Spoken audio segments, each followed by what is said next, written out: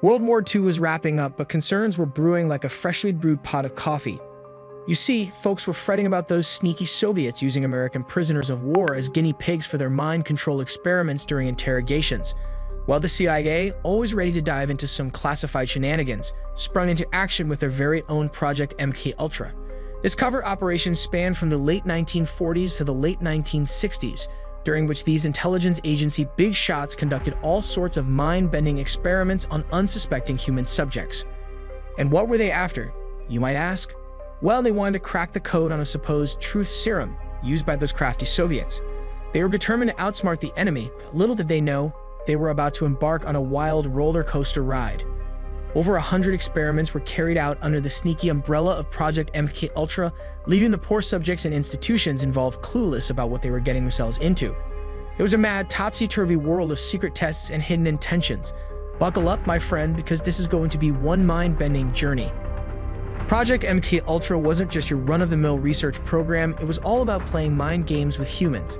They were delving into the realm of altering behaviors like a kid playing with a Rubik's Cube, but with a lot more sinister intentions. You see, this whole shebang started with two other projects, the brainchildren of the Office of Scientific Intelligence and the Inspection and Security Office. They were on a mission to explore the realm of human behavior, testing all sorts of mind-boggling concoctions, from drugs to psychotherapy and who knows what else. Talk about going all in, right? It's the late 40s and 50s, a time when the world was on edge and everyone had a case of Cold War jitters. The Soviets and their communist buddies had raised the stakes by allegedly using chemical and biological agents on their enemies. Naturally, this sent shivers down the spines of the US government intelligence agencies who thought, hey, maybe we should figure out what kind of sneaky stuff the communists might be using on their prisoners of war. And voila, the birth of a defensive program aimed at studying all those drugs and techniques that the communists might have in their secret toolbox. Back in 1943, a Swiss chemist by the name of Albert Hofmann cooked up a little concoction called lysergic acid diphenhydramine, or as the cool kids like to call it, LSD. Little did he know that his creation would become the star of a government-backed mind control project. Talk about unintended consequences. But hold on, things get even more peculiar. The Soviets, always looking for a way to one-up their rivals, tried to get their hands on the entire world's supply of LSD. Why, you may ask? Well, the rumors swirled that they had some grand plans for using the drug in their interrogations and brainwashing endeavors. Can you imagine? Soviet spies tripping out their captives, trying to extract government secrets while they're lost in a kaleidoscopic wonderland. It's like something straight out of a psychedelic spy novel. Of course, this sent the US intelligence agencies into a frenzy of fear and paranoia. They were worried that if any American personnel fell into the clutches of the communists and got a taste of their so-called truth serums, they might spill the beans on top-secret government information. And let's be honest, no one wants their deepest, darkest secrets to be revealed under the influence of some mind-bending substance. It's like a bad acid trip combined with a game of truth or dare gone terribly wrong. But wait, there's more. Before Project M.K. Ultra took the spotlight, there were a few other highly classified programs playing in the shadows. We got Operation Paperclip, a nifty operation launched in 1945 by the newly minted Joint Intelligence Objectives Agency. Their mission? To recruit former Nazi scientists. Yep, you heard that right, scientists who dabbled in torture and brainwashing techniques. It's like the government said, hey, you guys played around with some dark stuff. Care to join our team? Talk about an interesting job interview. Let's peel back the layers and explore the intriguing predecessors to Project M.K. Ultra. We got Project Bluebirds stepping onto the stage, ready to play with chemicals and biological agents like a mad scientist in a B-grade movie. This program was given the green light back in 1950, fueled by concerns about potential threats from enemies who had a knack for extracting sensitive information through mysterious means. You know, the kind of enemies who probably had a secret lair and a pet piranha or two. But Project Bluebird wasn't content with just studying enemy tactics. Oh no, they took it a step further. They wanted to boost memory, explore special interrogation techniques involving drugs and hypnosis, and even dabble in defensive measures to prevent their own personnel from spilling the beans to the bad guys when under their control. It's like they were trying to be their own heroes and villains in a James Bond movie, all rolled into one. Now hold on to your hat, because we're about to witness a name change worthy of a secret agent. In 1951, Project Bluebird decided it needed a spicier moniker, and thus Project Artichoke was born. Yes, you heard it right, it went from birds to veggies. Maybe you thought an artichoke sounded more enigmatic, or perhaps they just wanted to confuse everyone with their vegetable-themed projects. Either way, things were heating up in the world of cover operations. And then the big moment arrived. On April 13, 1953, Project M.K Ultra burst onto the scene like a fireworks display orchestrated by the director of Central Intelligence himself, Alan Dulles.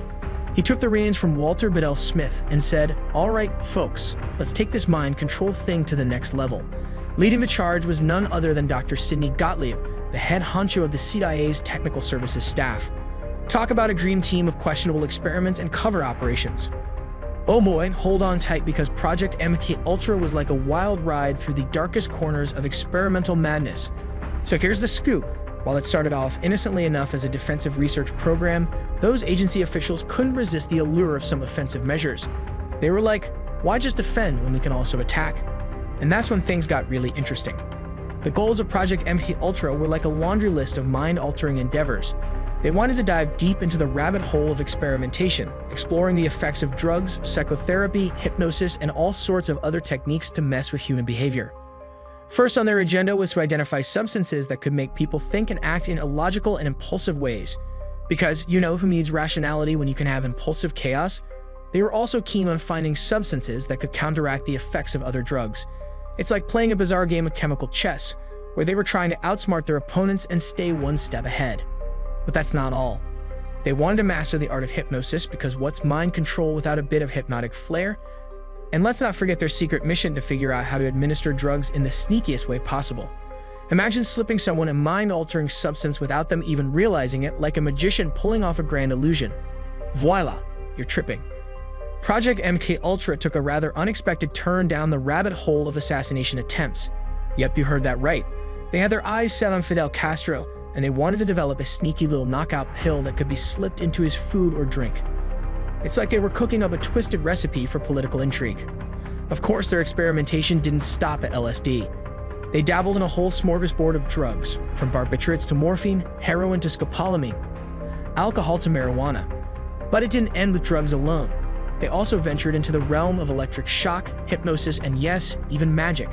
It's like they were throwing everything in the kitchen sink into their bag of mind-altering tricks. The experiments were carried out in multiple phases, with a whopping 149 sub-projects falling under the umbrella of Project M.K Ultra.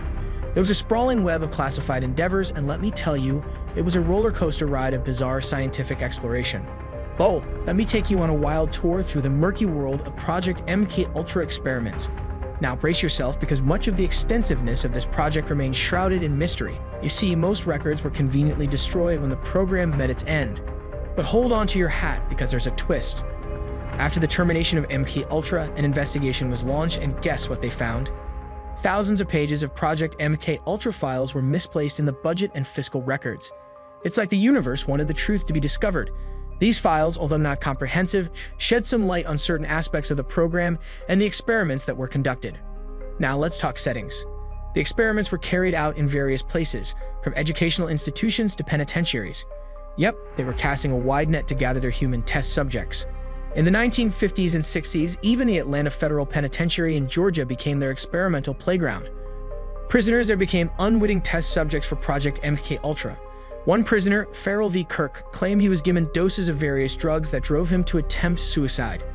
Another prisoner, Don Roderick Scott, suffered brain damage as a result of the tests conducted on him.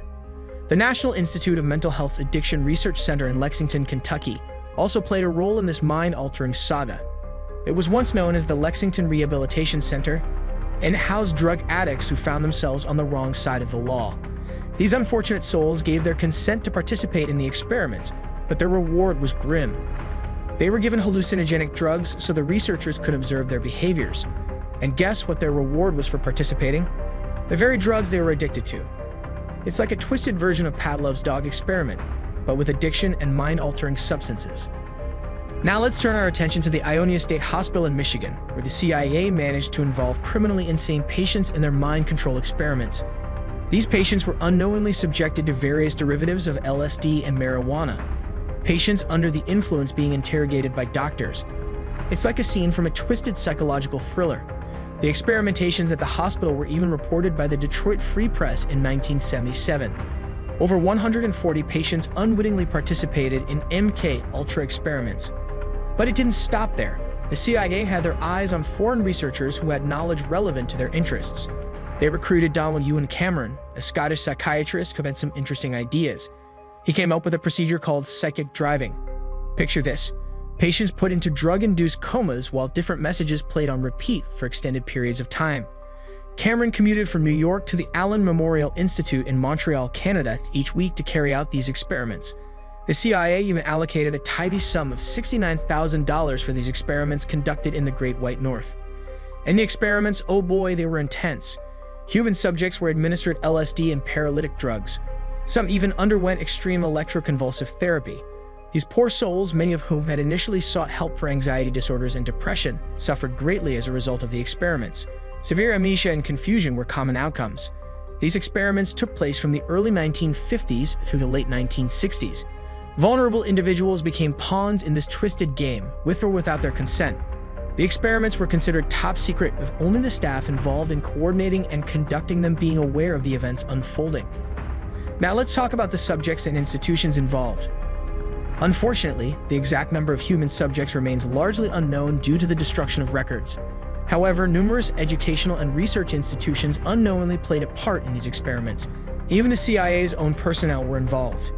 The institutions involved had no idea they were participating in the CIA's top-secret program until it was revealed to the public in the 1970s. The CIA even set up funding organizations to keep their involvement in the experiments hidden. George Washington University, for example, received grants for M.K. Ultra research on sleep and insomnia, as well as bioelectrical response patterns.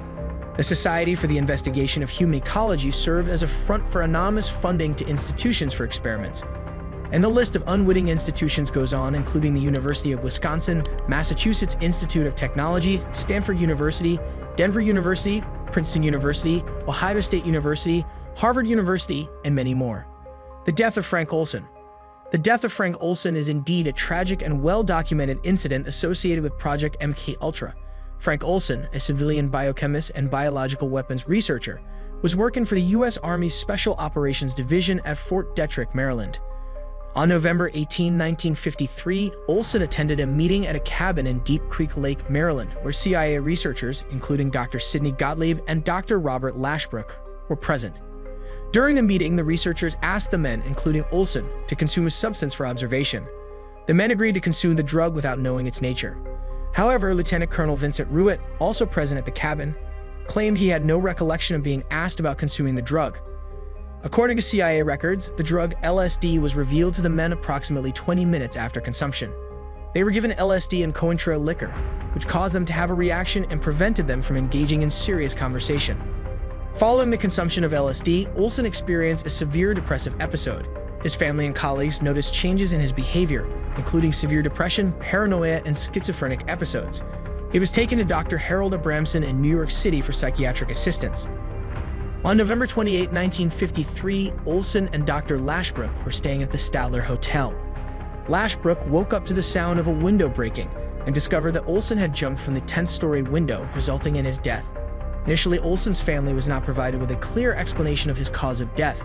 It was only after the exposure and public revelation of Project M.K. Ultra that they were able to uncover more information from the CIA about the circumstances of Olson's death. Upon further investigation into the CIA's activities in MK Ultra, it was determined that Frank Olson's death was a direct result of consuming LSD during the experiment. In 1976, Olson's family received a $750,000 settlement and a formal apology for his wrongful death. After the revelations and investigations surrounding Project M.K. Ultra, the program was officially terminated. In 1973, CIA Director Richard Helms ordered the destruction of all files related to the project.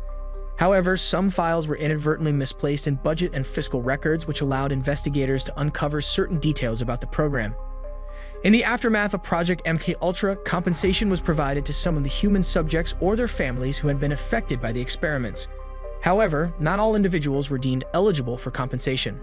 The Church Committee, a U.S. Senate committee led by Senator Frank Church, and the Rockefeller Commission, led by Vice President Nelson Rockefeller, conducted investigations into the CIA's activities, including Project M.K. Ultra. These investigations resulted in the publication of a report that outlined the nature of the CIA's actions, which involved human experimentation using drugs, psychotherapy, hypnosis, and other unconventional methods to study altered human behavior for defensive and offensive purposes. The revelations of Project M.K and its unethical practices led to legislative actions aimed at preventing similar occurrences in the future. The Church Committee recommended to President Gerald Ford that human experimentation with drugs should only be permitted when the subject provides fully informed written consent with the presence of an independent witness. Additionally, the National Commission on Human Subjects of Biomedical and Behavioral Research was granted increased authority to oversee and regulate all federally funded human experimentation research. If you liked the video, please press the like button. You can also subscribe to see more of these videos.